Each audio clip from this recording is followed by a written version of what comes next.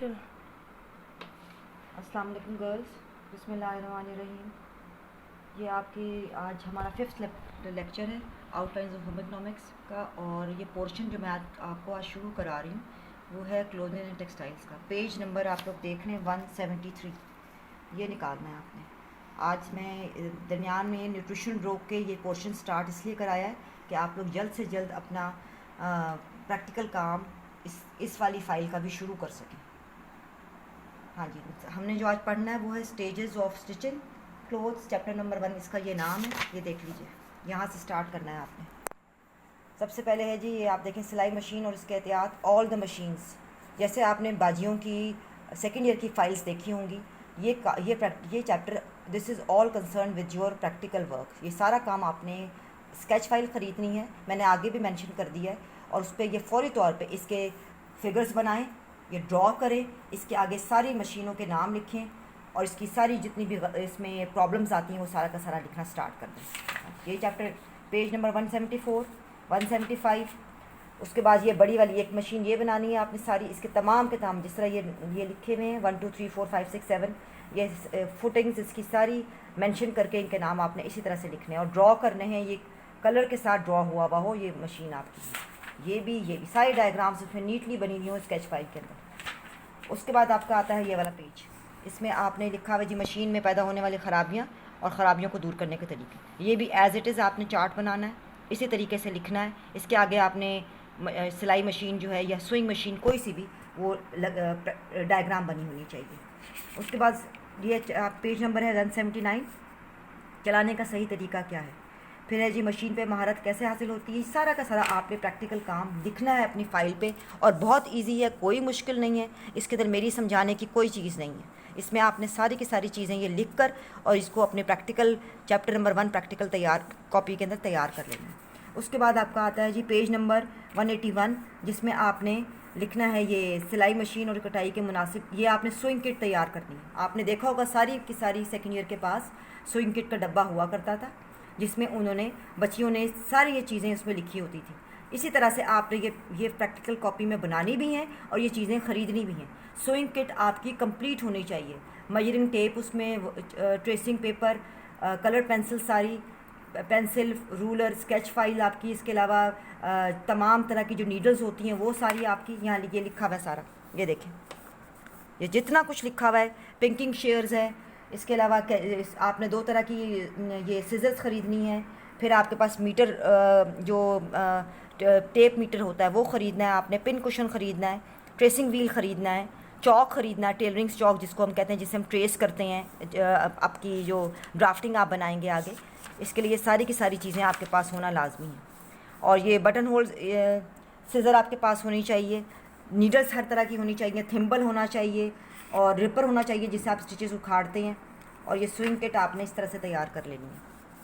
इसके बाद आपका पेज नंबर है 186, इसके अंदर ज़रूर आपने ये डेफिनेशन सारी याद कर, what is the meaning of bias, salvage किसे कहते हैं, वॉप किसे कहते हैं, वेफ्ट किसे कहते हैं, ग्रेन किसे कहते हैं। ये आपको प्रैक्टिकल कॉपी में आपने कपड़ा जो आप 5 मीटर कपड़ा ख़रीदेंगी उसमें आपने ये कन्नी काट के, तिरछान काट के, वॉप के धागे निकाल के, वेफ्ट के धागे निकाल के फ़ाइल में लगाने हैं।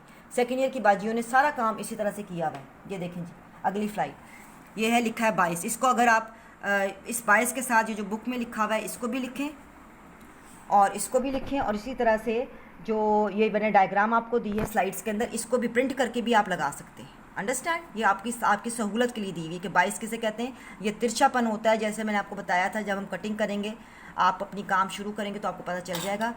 ये जो तिरछापन होता है जिसे हम कान जिसे हम निकालते हैं कपड़े में से, उसको हम बायस कहते हैं। नेक्स्ट है ये, नेक्स्ट आपका ये आपके पास है लिखा हुआ है ट्रू बायस, ये होता है। क्रॉसिंग ग्रेन किसे कहते हैं, स्ट्रेट ग्रेन किसे कहते हैं, और ये सारी डायग्राम्स आपने इसी तरह से फाइल के ऊपर बनानी है। इसमें से देखें, इसको देखें गौर से, उसको ड्रॉ करें ताकि आपको समझ आए। आगे है जी आपका कन्नी भी लिखा हुआ है, सेल्वेज, और ये जो डायग्राम बनी हुई है ये आपकी ग्रेन की बनी हुई है। क्रॉस वाइज ग्रेन कौन से, जो सीधे वाले धागे होते हैं वो क्रॉस वाइज कहलाते हैं, जो हॉरिजॉन्टल होते हैं उनको हम लेंथ वाइज ग्रेन कहते हैं। हाँ जी, आगे 45 डिग्री के एंगल सेल्वेज ये है, और इस तरह से आप जब कपड़े को रखते हैं तो जो ये डिग्री का एंगल बनता है इसको हम बायस कहते हैं। और यही हम आपको पता होगा कि जब हम तिरछी पट्टी वाली जो हम नेकलाइन बनाते हैं 22 वाली नेकलाइन वो इस तरह से बनती है। ये भी आपको दिखाने के लिए एक मैंने डायग्राम बनाई है। वॉप लाइंस किसे कहते हैं, वेफ्ट लाइंस किसे कहते हैं, ताना बाना जिसको हम बोलते हैं। ये आपके एग्ज़ाम में भी आता है पूछने के लिए क्वेश्चन, आपके उसमें वाइवा के अंदर। उसके बाद ये लिखा हुआ है व्हाट इज़ ग्रेन, सैलवेज किसे कहते हैं, ग्रेन किसे कहते हैं, बाइस कैसे, सारी की सारी डेफिनेशंस एग्जाम्पल के साथ यहाँ मौजूद हैं। ये भी दोनों एग्जाम्पल आप इसी तरह से बनाएंगे। और ये ग्रेन लाइन की डेफिनेशन है, ये देखें जो यहाँ लिखा हुआ है, दिस इज़ ग्रेन लाइन, और ये ग्रेन लाइन की डेफिनेशन यहाँ लिखी हुई है।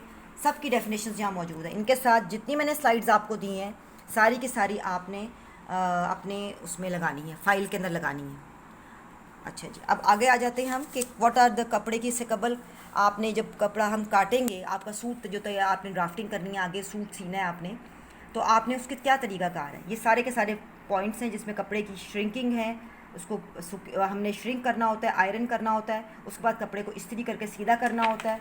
उसके बाद आप इसके सिरे 22 कन्नी निकालेंगे इसमें से, और सीधा करके उसके बाद आपने इसको ताने बाने का रुख चेक करना है, और फिर आपने इसको मुनासिब जगह पे, फर्श पे या टेबल पे रख के आपने कटिंग करना स्टार्ट करनी है यहाँ तक। और ये आपका जनरल टॉपिक है 190 तक। ये सारे पॉइंट्स आपने अपनी उसके अंदर लिखने हैं आपने, जो प्रैक्टिकल कॉपी है उसके अंदर।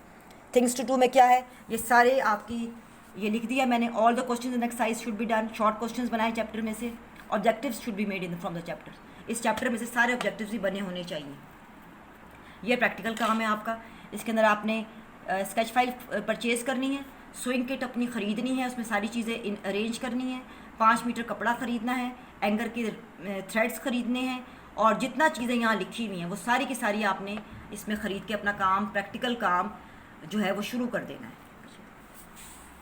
ठीक है गर्ल्स, यहाँ तक ये सारा पेज नंबर 192, ये चैप्टर आपका जो है, ये इस 5th लेक्चर आपका मुकम्मल है। यहाँ तक आपने सारा काम मुझे दिखाना भी है। अपनी स्विंग किट की तस्वीरें आप खींचेंगे, प्रैक्टिकल की तस्वीरें खींचेंगे, और वो मुझे आप असाइनमेंट्स मुझे आप भेजेंगे नंबर के ऊपर।